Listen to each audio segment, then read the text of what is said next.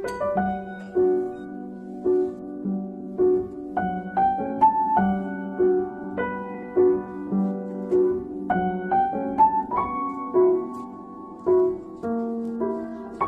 Everyone, আসসালামু আলাইকুম। কি অবস্থা সবার? চলেন আজকে আপনাদের সাথে অনেক দিন পর একটা রেসিপি শেয়ার করে, যেটা অনেক অনেক ইজি অ্যান্ড অনেক অনেক ইয়াম্মি।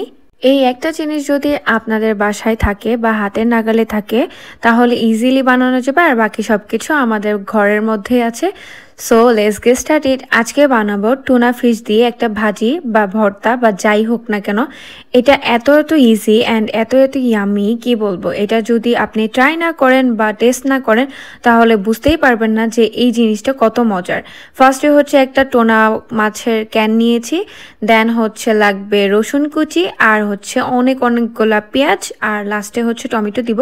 ফার্স্টে পরিমাণ মতন হচ্ছে তেল দিয়ে নিলাম, তেল দিয়ে তারপর হচ্ছে যে রসুন কুচিগুলো ছিল ওগুলো ভালো মতন ভেজে একটু ব্রাউন করে নিব।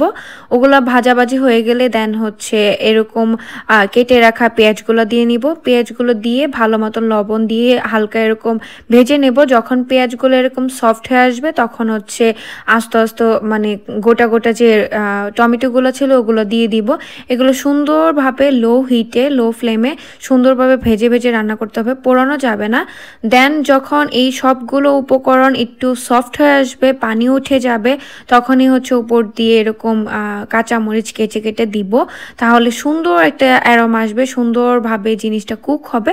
আমরা চাচ্ছিলাম যে এই জিনিসটা ভাজির মতন খাইতে, আর এটা না ভাজির মতন খাইলেই মজা লাগে। আর এটা কিন্তু আমার রেসিপি না, এটা হচ্ছে এক বড় আপুর রেসিপি। উনি হচ্ছে বানায় একদিন খাওয়াইছিল, এত মজা ছিল।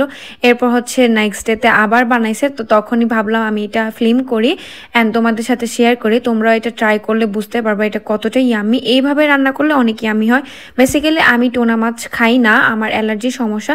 তারপর এটা এত মজা হয়েছিল যে আমি কি বলবো, অনেকখানি খাইছি অ্যান্ড লাস্টে হচ্ছে অনেক অ্যালার্জির সাফার করছি। কিছু করার নাই, যেটা মজা ওইটা তো একটু টেস্ট করতে হবে অ্যান্ড প্রবলেমও ফেস করতে হবে। যাই হোক, এরপর একটু সামান্য পানি দিয়ে জিনিসটা নরম করে সামান্য একটু হলুদ, তারপর ধনিয়ার গুঁড়া, এগুলো দিয়ে সুন্দরভাবে কষিয়ে নিতে হবে। এটা যত লো ফ্লেমে রান্না করা হবে, কষানো হবে, জিনিসটা কিন্তু তত মজা হবে। অ্যান্ড সবগুলো উপকরণ না একসাথে কষানো হয়ে গেলে এরকম সফট একটা গ্রেভি হয়ে যাবে। তারপর হচ্ছে উপর দিয়ে একটু পানি দিয়ে দিব।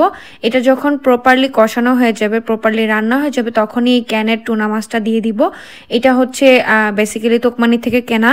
এটার সাথে একটু অলিভ অয়েলের ফ্লেভার আছে। এই টুনা মাছটা কোনো ফ্লেভার নাই, এটা খেতে অনেক মজা। তোমরা যারা ফিনল্যান্ডে থাকো তারা হচ্ছে তোকমানি থেকে এটা কালেক্ট করতে পারো।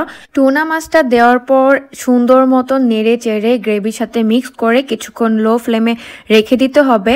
এরপর যখন হচ্ছে এটার উপর থেকে হালকা একটু তেল ভেসে উঠবে অ্যান্ড সুন্দরভাবে জিনিসটা ভাজা ভাজা হয়ে যাবে, রান্নাটা প্রপারলি হবে, এইরকম তেল উঠে যাবে, তখন হচ্ছে 5 মিনিট রেখে দিব। 5 মিনিট রেখে দেওয়ার পর এই পাশে হচ্ছে আমরা তর্তিলা ভাজতেছিলাম। এটা তর্তিলা দিয়ে বা হচ্ছে রুটি পরোটা এগুলো দিয়ে খাইতে অনেক অনেক মজা লাগে। সো গরম গরম রুটি পরোটা এটার সাথে এই জিনিসটার কম্বিনেশন অনেক ভালো যায়। আমার মনে হয় এটা হচ্ছে ভাতের থেকে বেশি গরম গরম রুটি পরোটা এটার সাথে খুব ভালো মজা লাগবে। আমার কাছে এটাই মজা লাগছে, আমি এই নিয়ে 2 দিন খাইছি। তোমরা অবশ্যই ট্রাই করবা অ্যান্ড ট্রাই করে অবশ্যই জানাবা।